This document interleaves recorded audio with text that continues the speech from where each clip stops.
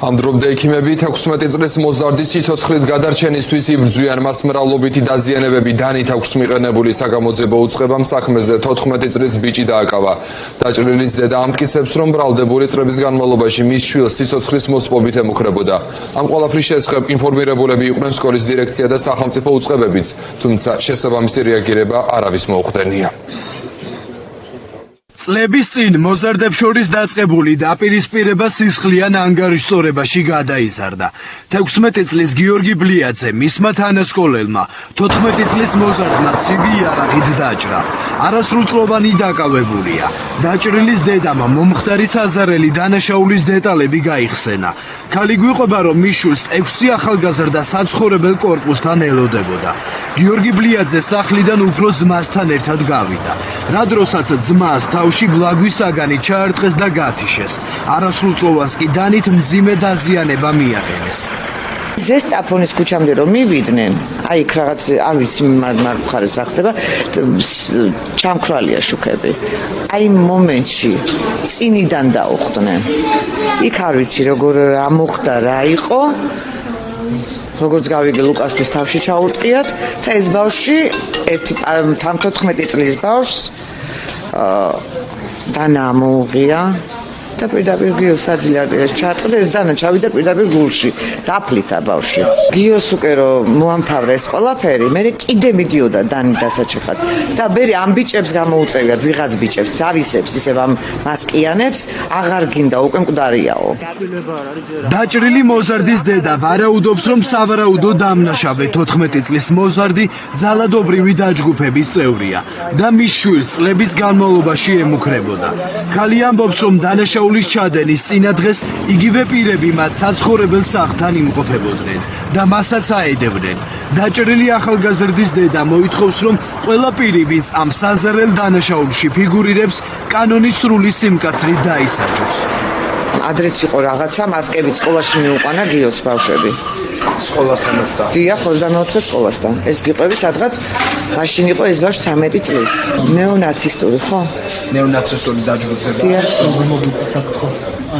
ჩაცმულობაზე ემჩნევათ მაიკებს შეხედეთ რა აცვიათ მაიკები. მაიკებზე დახატებს ნახეთ, ემბლემები ნახეთ მაიკებზე. ეს ბიჭი გადაიყვანეს სკოლიდან. და დამთავრდა ეს ყველაფერი და მე უკვე აქ მოაგნეს. გიორგი ბლიაძე წლების განმავლობაში ზეწოლისა და მუქარის მსხვერპლი რომ იყო, ამაზე საუბრობს მისი მასწავლებელიც. ისიც ფიქრობს, რომ სავარაუდო დამნაშავე ძალადობრივი დაჯგუფების წევრია და ამის შესახებ ყველამ ყველაფერი იცოდა, თუმცა რეაგირება არც სკოლას და არც სახელმწიფოს დანაშაულის თავიდან არიდების მიზნით არ მოუხდენია. მე კომუნიკაცია მაქვს გიორგისთან, იმიტომ ჩემი მოსწავლეა და ვიცი რა ადამიანია და როგორი ადამიანია. რამდენჯერმე მითხრა, ესეთი მდგომარეობა მაქვს, მასწავლებელი ესეთი მდგომარეობა მაქვს. ეს არის სექტა, დაჯგუფება, ეს არის ყველა ასაკის დაჯგუფება. აქ არ არის მარტო 14 წლის, აქ არის 16, 18, 20 და ზევით. ესე არ ხდება. და ყველაფერი კარგად იცის. სად, როგორ, რა ხდება.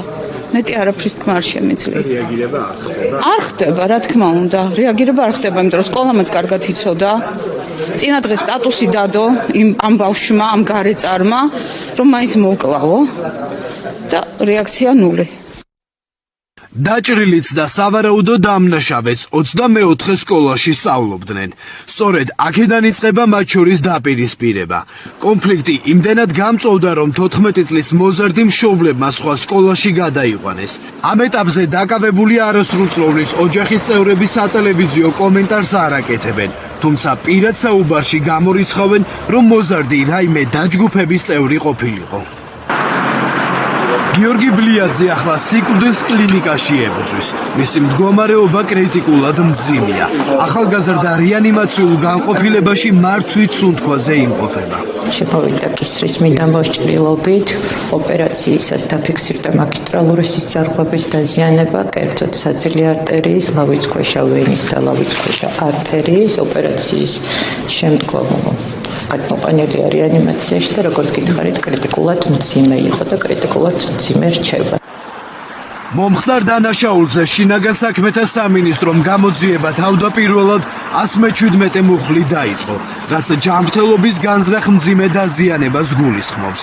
თუმცა მოგვიანებით პროკურატურა მუხლი გადააკვალიფიცირა და 14 წლის ბიჭს განზრახ მკვლელობის მცდელობის მუხლი წარუდგინეს.